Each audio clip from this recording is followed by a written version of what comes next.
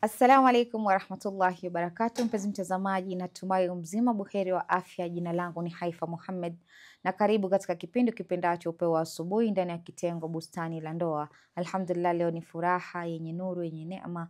Naamini Allah mweza kuamsha vyema na kheri na baraka na azidi kuhifadhi na insha Allah. Mpenzi mtazamaji, leo tupo naye Sheikh wetu, si mwingine bali Sheikh Yusuf. Nadhani kwa muda tumeweza kumpeza na mawaidha yake mazuri yenye kutusaidia haswa kuwasaidia wale ambao wapo ndani ya ndoa ama wale ambao wanatarajia kuingia katika ndoa. Na inshallah katika mada yetu ya leo tunaenda kuangazia kusaidiana katika ndoa. Je, wanandoa inafaa kusaidiana? Na kama huko kusaidiana kuna natija gani ndani yake? Na inshallah tukirudi kwake tuweza kufahamu mengi na mengi zaidi. Assalamu alaikum warahmatullahi wabarakatuh. Wa alaikum assalam warahmatullahi ta'ala wabarakatuh. Karibu sana Sheikh. Alhamdulillah, nimeshukuru. Ni muda mrefu sana. Alhamdulillah. Lakini kwa taufiki ya Mwenyezi Mungu Alhamdulillah. tumeweza kukutana tena Sana. pia mtazamaji wetu pia tumeweza kuteana kwa muda mrefu. Kwa taufiki ya Mwenyezi Mungu Subhanahu wa Ta'ala tuko pamoja inshallah. Asante inshallah. Naam, inshallah. Bismillah, tukielekea kwa mada yetu ya leo inshallah. Kufahamu kuhusiana na kusaidiana kwa wanandoa huwa ni vipi? Asante. A'udhu billahi minash shaitani la'inir rajim. Bismillahir rahmanir rahim. Alhamdulillahi rabbil alamin wassalatu wassalamu ala ashrafil anbiya'i wal mursalin wa ala alihi at-tayyibin at-tahirin. Allahumma salli ala Muhammad wa ala Muhammad. Kwanza kabisa tunamshukuru Mwenyezi Mungu Subhanahu wa Ta'ala kwa neema zake ambazo ameneemesha juu yetu. Tuweza kupata nafasi nyingine na pumzi nyingine ya kuweza kupumua katika siku ya leo. Mada iliyopo mbele yetu ni namna ya kusaidiana hasa katika ndoa. Lakini ieleweke ya kwamba tabia ya mwanadamu huwa ni anaposaidiwa mara nyingi hujihisi kwamba yuko na mwenzake na kuna watu wanamjali. Maisha yetu binadamu tumeumbwa kwa ajili ya kusaidiana. Na ukisikia hata kwenye aya za Qur'ani Mwenyezi Mungu Subhanahu wa Ta'ala anatuhusia kushikamana na kuweza kusaidiana. Na hiyo ni tabia. Kusaidiana katika maisha na kuwajali wenzako. Lakini ikiingia kwenye ndoa, tunapozungumzia kusaidiana kwenye ndoa ni suala muhimu zaidi kwa wanandoa. Kuweza kushirikiana kwa pamoja. Maana ndoa ni ushirikiano. Pasipo kuwa na ule ushirikiano, ile ndoa mara nyingi inasambaratika. Na ushirikiano ni kusaidiana. Na katika huu kusaidiana, kando na kwamba kila mmoja ako na majukumu yake. Mume kuna yale ambayo anafaa kumtekelezea mke wake, na mke kuna yale ambayo anafaa kumtekelezea mume wake. Hizo ni haki ambazo zimewekwa na sheria. Kando na hizo haki kuna kile ambacho kunaita ithar, kutanguliza, kujitanguliza. Ukamuhisi mwenzako vile ambavyo unavyojihisi. Ingawa mwanamume ana majukumu ya kusimamia familia yako kihali na mali. Lakini pia mwanamke ana uwezo, kama ana uwezo wa kuweza kumsaidia mume wake katika kutekeleza yale majukumu, hiyo ni kumsaidia. Mke vile vile ana majukumu yake ambayo anafaa kutekeleza kwa nyumba yake. Lakini mume ikiwa atajitolea pia akaona amsaidie mke wake katika yale majukumu, pia ni wajibu wake na anafaa kuweza kusaidia. Na maisha kama haya utaona mke anahisi kwamba ana raha na mume wake, na mume pia anahisi kwamba ana raha na mke wake. Nyumba wakati huo inabadilika, inakuwa ni janna. Sababu kila mmoja ako katika maisha ya kumjali mwenzie. Na ikiwa tutapoteza hii hali ya kusaidiana, wakati huo utakuta nyumba ni kama watu wanaishi kana kwamba ni maadui. Mume ana haki ya kupika nyumbani. Ingawaje wakati mwingine tunaliweka hili jukumu ni la mwanamke. na mara nyingi hata mwanamke hujitolea kwa juhudi zake zote kuweza kumwandalia yule mume chakula kizuri ambayo yule mume ataweza kufurahia zaidi. Lakini unaonaje wewe mwanaume leo ukaamua leo ni mimi naingia jikoni nikamwandalie mke wangu na familia chakula kizuri ambacho nao pia watafurahia? Itakuwa ni vizuri sana. Sasa moja kwa moja mke atafurahia, ona leo mume wangu amenijali. Na watoto pia watafurahia, baba leo chakula ni kitamu. Na hali hii inafanya ile nyumba inajaa na furaha. Kando na kwamba inajaa na furaha, unawafunza wale wanaokuja nyuma yako, watoto wako, unawafunza ni namna gani wataishi maisha yao ya baadaye. Lakini unapoingia kwenye nyumba ukaonekana wewe ni mume, majukumu yako ni yako na ya mke ni ya mke, hakuna kuingiliana katika yale majukumu, utakuta ile nyumba sana sana inakaa kama na kwamba ni watumwa. Mnasukumana katika yale maisha. Lakini raha ya ndoa ni kupeana pande zote mbili. Raha ya ndoa ni pande zote mbili kujali mwenzao. Na hayo utaona maisha yanakuwa ni mazuri na maisha yanakuwa ni yenye raha. Tunajua kwamba ni jukumu la mume kumsaidia mke wake na kuweza kuhangaikia familia, kazi na kadhalika. Lakini pia ni jukumu la mke kumsaidia mume wake kufanikisha yale ambayo anayatarajia. Na njia moja ya kumfanikishia mume katika haya mambo ni kumtayarishia namna anaweza kufanikiwa katika maisha. Kivipi? Ni kumwandaa, kuhakikisha ya kwamba kule anakokwenda kupambana kule nje, kuhangaika kule nje, ametoka akiwa salama. Hiyo ndio kumsaidia mume. Yani umemtayarisha kiwango cha kwamba kama ni mavazi amevaa vizuri, kama ni chakula amekula vizuri. Kuna baadhi ya wanaume kazi ambazo wanazifanya ni ngumu. Ni ngumu. Asipopata uungwaji mkono kutoka kwa mke wake, wakati mwingine ile kazi inakuwa ni ya dhiki.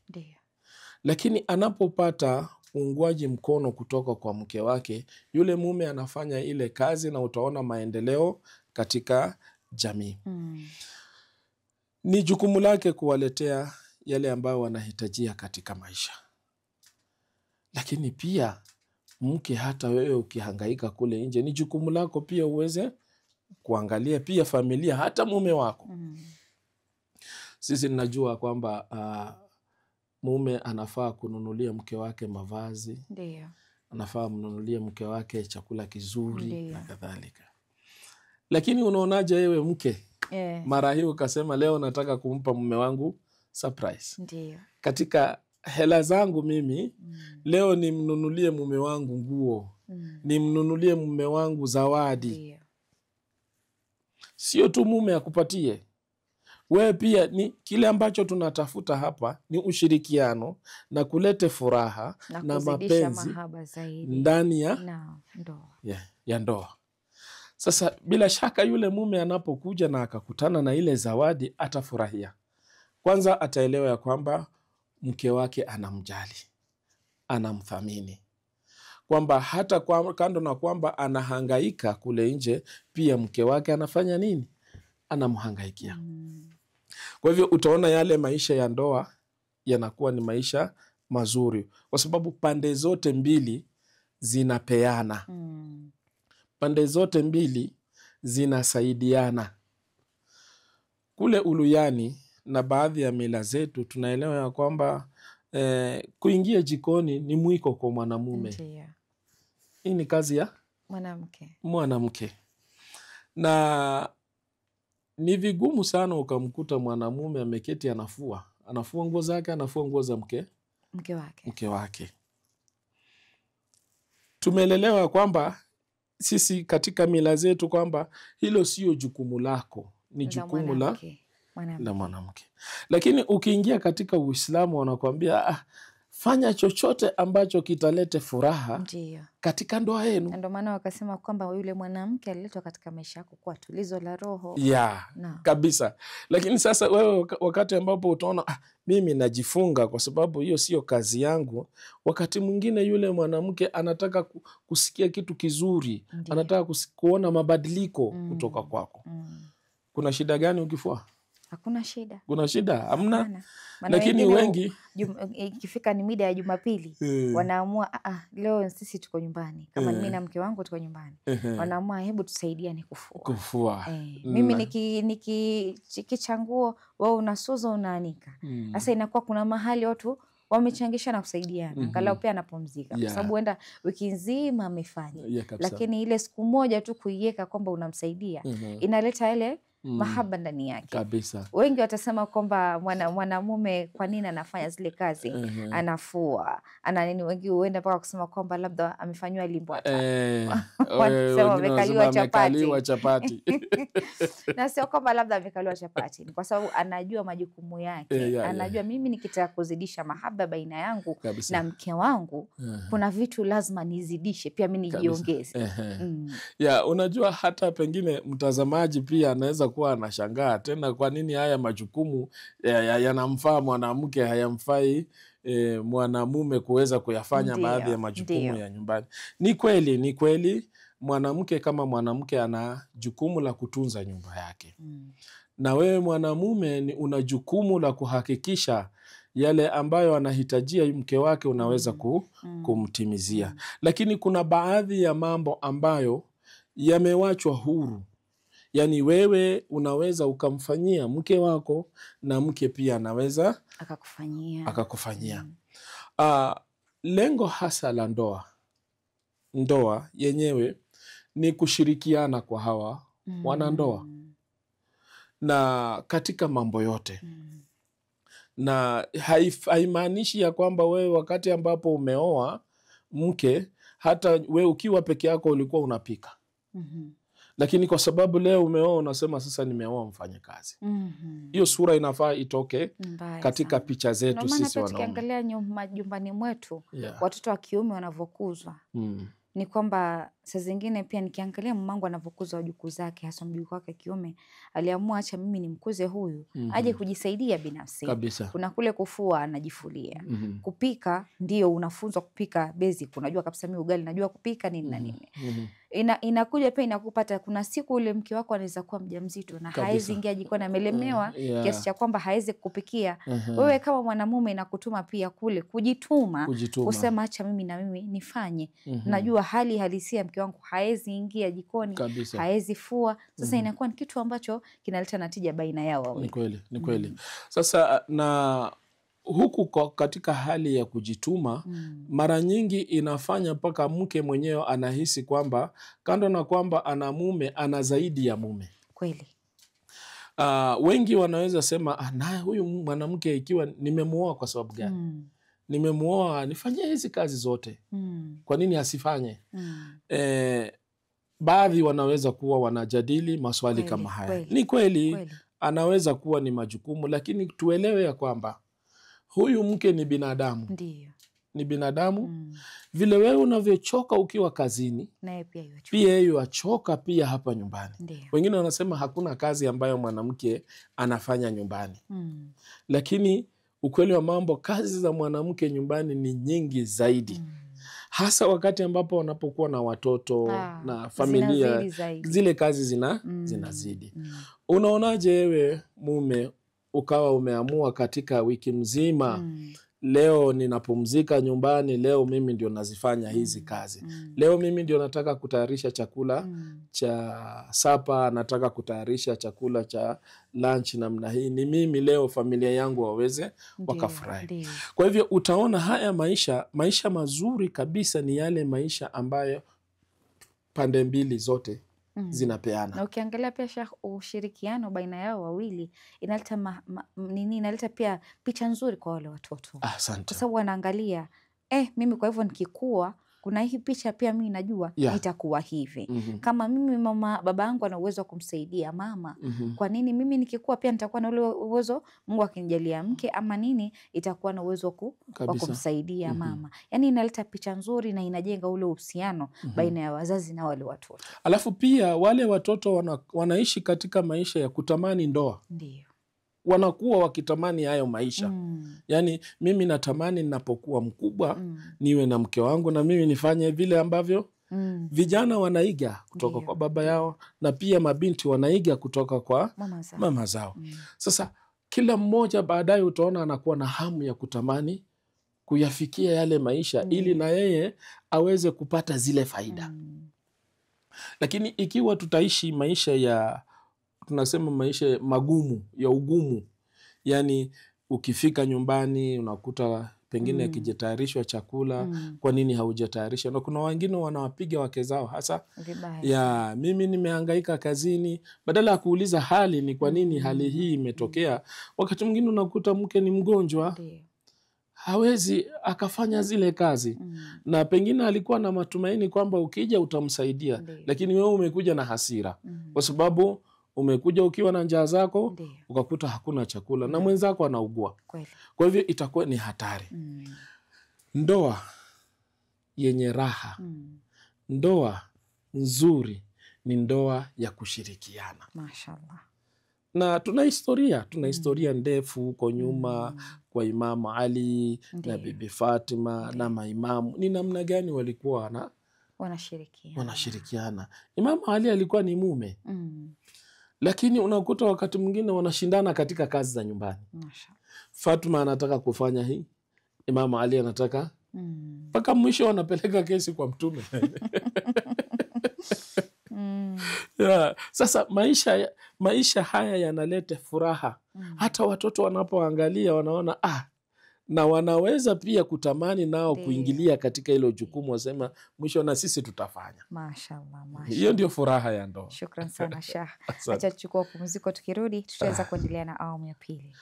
Kurudi kwako mpenzi mtazamaji, natumai katika awamu ya kwanza tukiwa na Sheikh Yusuf ndani ya studio zetu za Mahdi TV unaweza kumfahamu ama kuelewa zaidi kile ambacho anazidi kusisitizia, maelewano baina yenu, maelewano katika ndoa, jinsi mnaweza kusaidiana na iweze kuleta furaha, iweze kuleta mawadda na rahma baina yenu wanandoa, na pia inaleta picha nzuri kwa wale watoto wenu ambao mko nao ndani ya familia. Insha Allah mpenzi mtazamaji, acha tuchukue mapumziko, tutakaporudi tuendelea zaidi.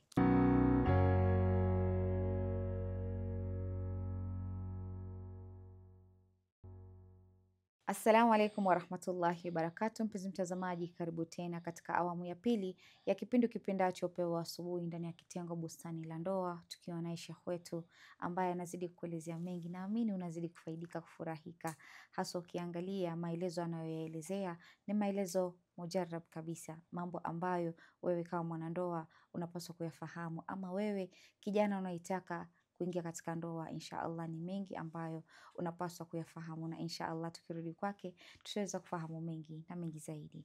Karibu tena Sheikh. Asante, shukran. Assalamu alaikum warahmatullahi ta'ala wabarakatuh. Alhamdulillah, shukran. Asante. Tukiendelea na mada yetu, na ni muhimu zaidi pia tuweze kufahamu ndoa ni raha, na ndoa si tabu, ingawaje sisi ndio tunaiweka katika hali ya iwe tabu. Na mpaka tunakataa, wengi wanakimbia hii ndoa. Lakini bila shaka ukielewa ndoa, ukaisoma ndoa, utakuta ina raha tupu. Kando na kwamba imehimizwa katika sheria, lakini raha yake inakuja wakati ambapo mnabadilishana, mnasaidiana. Kusaidiana katika kuwalea watoto, kusaidiana katika majukumu mengineo yote. Ingawa unaweza kuwa una majukumu yako haswa, lakini katika yale majukumu ukaingilia pia majukumu ya mke wako, na wewe mke pia ukaingilia majukumu ya mume wako. Hiyo ndio kupeana. Na mara nyingi, ewe mwanamke, utaonaje ikiwa utafikiria kwamba mume wako anatoka asubuhi, kule anakokwenda anaenda kuhangaika, Ndio. na lengo lake kubwa anahangaikia familia. Ndio. Anataka kuhakikisha wanavaa vizuri, kuhakikisha wanakula vizuri, Wanasoma. wanasoma watoto, maisha ni mazuri, na mke wangu pia awe anapendeza, Ndio. si kwa watu, awe anapendeza kwake yule mume. Alafu wewe mke ukatambua hili, ukajua ya kwamba huyu mume anakokwenda kuhangaika kule, mimi nina jukumu hapa nilipo, kile kichache anachokilete na mimi niweze kukitunza, kwa sababu itamletea furaha mume wangu akijua ya kwamba kile alicholete nimekiweka katika hali nzuri. Hiyo ndio kusaidiana. Kwamba mume ametoka, lakini anacholete yule mke anakihifadhi na anakitumia katika njia nzuri. Mume anafurahi kwa sababu anajua amemwacha mtu ambaye anawajibika, kiwango cha kwamba hata maisha yatakapokuwa magumu hawa wanaweza wakaishi vizuri. Kweli, kweli. Baadhi ya wanawake huwa anaona mume akishatoka atalete, na akilete tule tumalize, tena kesho atoke ahangaike na kadhalika. Na ndio utaona wakati mwingine maisha huwa yanakuwa magumu zaidi kwa nyumba, hayaendelei, yamekwama pale pale. Mke unaweza mwachia hela fulani, ukirudi unakuta zile hela hamna na hata hazikutoshea. Lakini katika fikra yako unajua hizi itamsukuma katika siku kadhaa. Kwa hivyo wewe mke, wakati ambapo unachukua jukumu la kutunza kile ambacho mume wako ameleta, kinampa furaha zaidi mume wako. Ndio wakasema ya kwamba ile mwanamke mumeo akikuletea chochote katika nyumba, ama amekuja ima ameleta ni bandali ya unga, ni mchele gunia ameweka, usiwe mwenye urahisi wa kutoa bila ruhusa yake. Naam. Kuwa mwenye kumuomba ruhusa, je, mume wangu unaniruhusu nitoe kitu fulani? Ambao ni wengi ambao hawafahamu. Mtu ataamua mimi natoa kitu kile, kumbuka ametoa jasho lake kule, ameenda akachuma. Muulize, pata idhini yake, kisema utoe ndo kitoe kile kitu. Maana huenda alikipangilia kifike ima ni mwezi uishe ndo anunue tena stoki nyingine. Lakini ni wachache ambao wataweza kuelewa kwamba mwanamke mwema ni ule anailinda mali ya mume wake. Alafu huyu mume anapotoka akiwa amesoma dini, kwanza kutoka kwake kule kunampa furaha, kwa sababu kwenye riwayat nyingi za Ahlul Bait zinasema huyu mume anapotoka kuhangaikia familia yake ako katika jihadi. Mashallah. Sasa hebu fikiria, katika hiyo jihadi umelete matunda machache, huyu mke akawa ni mwenye kukuhifadhia vizuri. Wewe hata unapotoka unatoka na furaha. Kweli. Unaporudi unarudi na furaha. Na unarudi kwa mke wako ukijua ya kwamba amehifadhi kile kichache ambacho tulikuwa tumekichuma. Sasa ndoa inakuwa na furaha. Hata wakati mwingine anaweza kuwa mume yule ako katika hali ngumu, hawezi akaenda kazini, akakuta mke naye anaweza kumuunga mkono katika njia nyingine. Ndio maana wakasema siku zote mwanamke mwema umfanya mwanamume maskini kujihisi tajiri. Ndio hiyo maisha. Yani ni kwa sababu gani? Wanabadilishana. Na kando na kwamba kusaidiana katika mambo ya dunia. Unajua wakati mwingine tunapozungumza, tunazungumza kidunia. Ndio. Pia tukumbuke kuna kusaidiana katika mambo ya akhera. Tusiangalie tu kwamba mambo ya mali. Pia tuangalie kule mbele. Waliposema ya kwamba chaguo la kwanza unapochagua mwenza, angalia dini yake, ilikuwa na maana yake. Na sio dini tu, akhlaki yake. Je, huyu mtu ana uwezo wa kuniongoza? Kabisa. Walivyosema rijalu qawwamuna ala nisa, kwamba mwanamume ni msimamizi wa mwanamke. Huyu mwanamume anaweza kumuongoza huyu mwanamke afike katika njia yake akhera, kwa sababu hakuna kiumbe dhaifu kama mwanamke. Mwanamke ni rahisi sana kupotea asipopata mwongozo ambao ni thabiti. Na Mwenyezi Mungu Subhanahu wa Ta'ala anasema, zilindeni nafsi zenu na watu wenu, qu anfusakum wa ahlikum nara. zilindeni nafsi zenu na watu wenu.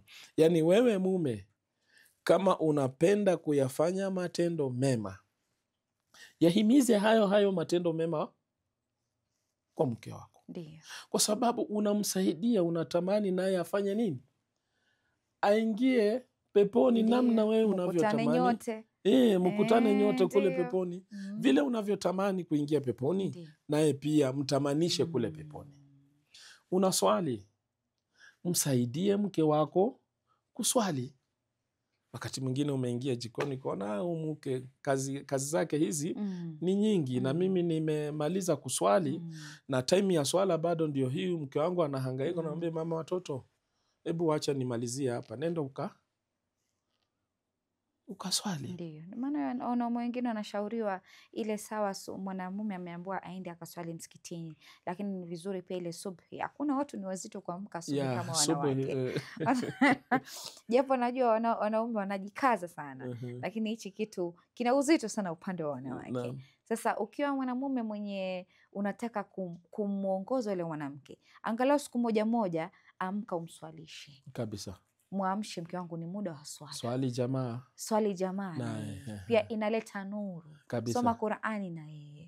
Yani inaleta picha nyingine ambayo unajua kabisa hawa watu wawili kuna mahali watafika pale mbele. Hata siku unajua kabisa umetoka ama umesafiri, ule mke atakuwa na ule urahisi wa kuamka kufanya ibada. Na mara nyingi nuru inapotea wakati ambapo wewe ukitarajia kwamba wewe unafanya ibada huku umeacha familia yako haifanye ibada. Wewe una swali na huku mke wako haswali, watoto hawaswali. Alafu pindi vile mnavyojizoesha katika kusaidiana, katika kushirikiana, katika mambo ya kheri yote, pia na hao watoto siku zijazo watafanya hivyo. Unapoonyesha umuhimu wa swala na mkashirikiana na mke wako kutekeleza ile ibada, watoto wanaona ili kufanikiwa katika maisha ni lazima tuwe katika ibada. Ndiyo. Hakuna njia nyingine. Ndiyo. Sasa wakati ambapo unakimbilia ya dunia, usisahau ya akhira. Hata Mwenyezi Mungu Subhanahu wa Ta'ala anasema wabtaghi fima ataka Allahu darul akhira. Yakimbilie yale ambayo Mwenyezi Mungu Subhanahu wa Ta'ala amekupatia katika maisha ya akhera. Yale maisha, ili kufikia akhera ni kufanya ibada. Ili upate radhi za Mwenyezi Mungu ni kufanya yale ambayo yanamridhisha nani? Mwenyezi Mungu Subhanahu wa Ta'ala. Kisha Mwenyezi Mungu akasema wala tansa nasibuka minad dunya. Sababu tuko duniani. Hatuwezi kusema kwamba tunataka akhera na hatuyafanye ya dunia pia. Yani ili kufanikiwa ya akhera kule ni hapa duniani. Yani unafaa kubalance vitu viwili. Usiegemee upande mmoja sana. Kabisa. Na sasa ili uweze kufaulu ni wewe kushikamana na yote.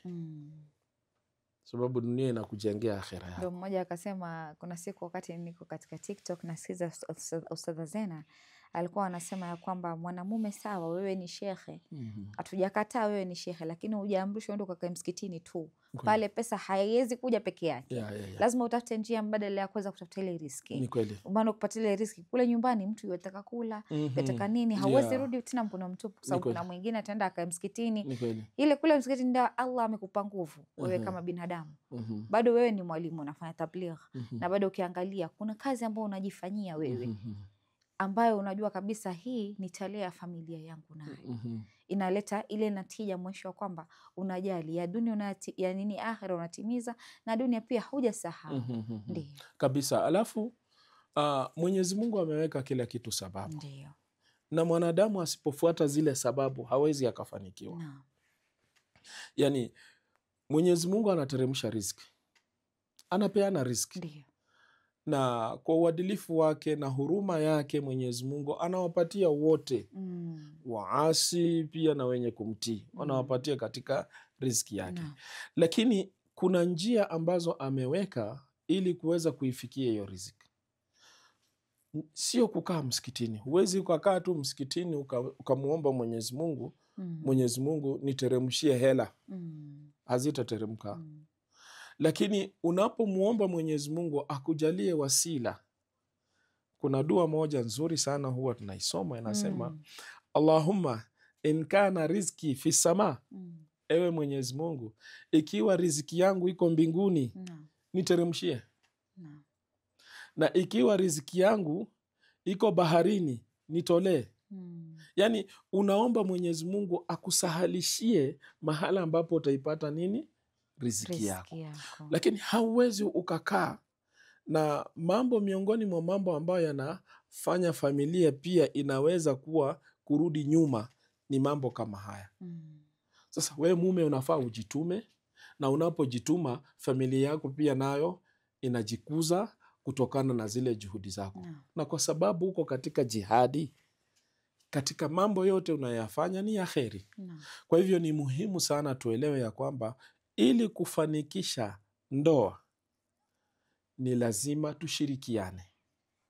Na kushirikiana haimaanishi tu katika mambo ya mali peke yake. Ndiyo. Ni kushirikiana katika mambo pia ya akhira. Na kuhimizana pia. Ndiyo. Tunapokuwa katika ibada na kushirikiana na katika mambo ya akhira, hapa ndipo ambapo hali inatokea ya kuhusiana na kupeana moyo. Wakati ambapo tumekosa, naweka matumaini yetu kwa Mwenyezi Mungu Subhanahu wa Ta'ala. Tukipata pia tunamshukuru Mwenyezi Mungu Subhanahu wa Ta'ala. Lakini tusipoweka haya mafungamano yetu ya ibada katika maisha ya ndoa, utamuona mume wako akikosa, unajua ni yeye tu amekosa kwa uzembe wake. Haujui kwamba riziki yenyewe ina mipangilio. Kweli. Mwenyezi Mungu anaweza kukujalia leo ukapata, kesho ukafanya nini? Kakosa. Kuna wanawake ambao mume akitoka ako na uhakika ya kwamba atarudi nazo. Sasa shida ni kwamba aje bila kile ambacho alitarajia yule mke. Nyumba ile haikaliki. Lakini ukiwa na mke mukhlisa, muumini, mara moja atakuwa na mwenye kusema, mume wangu kama leo umekosa, Mwenyezi Mungu ana sababu. Kweli. Na kile ambacho atapata kidogo, yule mke anaweza kufanya nini? Akakitumia katika njia iliyo sawa sawa. Sasa huu ndio ushirikiano wa kupeana moyo na ushirikiano wa kuhimizana. Ndiyo. Kuongozana pia, ili yale maisha yanakuwa ni maisha mepesi na maisha yenye furaha katika ndoa zetu. Bila hivyo zile ndoa kila mmoja atakuwa anaonekana mbabe katika yale anayoyafanya. Yani mimi kazi yangu ni kukaa, mke wangu aniletee mezani. Mke naye atakaa, mimi kazi yangu ni kusubiri mume wangu aniletee ndio mimi nimwekee mezani. Pasipokuwa na haya, maisha hayataendelea. Kwa hivyo kile cha muhimu zaidi ili tufanikisha ndoa zetu ni mume na mke waweze kushirikiana katika mambo ya dunia na washirikiane pia katika mambo ya akhera. Sababu pia watoto wanajifunza kutoka kwetu sisi. Watoto wanajifunza kutoka kwa wanandoa. Ndiyo. Mama anaswali vipi? Baba anaswali vipi? Je, baba ni mtu wa swala? Na kadhalika. Hivi ndio vile watoto wanapata yale mafunzo. Kweli. Na ikiwa hayatapatikana, hata umpeleke mtoto madrasa, asome vipi? Na kwa kazi ya bure. Lakini pale ndani hakuna ushirikiano, hakuna mahala ambapo atafika yule mtoto. Mashallah, mashallah. Shukran sana Sheikh. Asante. Hakika umeweza kuelezea mada vizuri zaidi na nimefurahi kuweza kufaidika nayo, na insha Allah tukomee hapo. Alhamdulillah.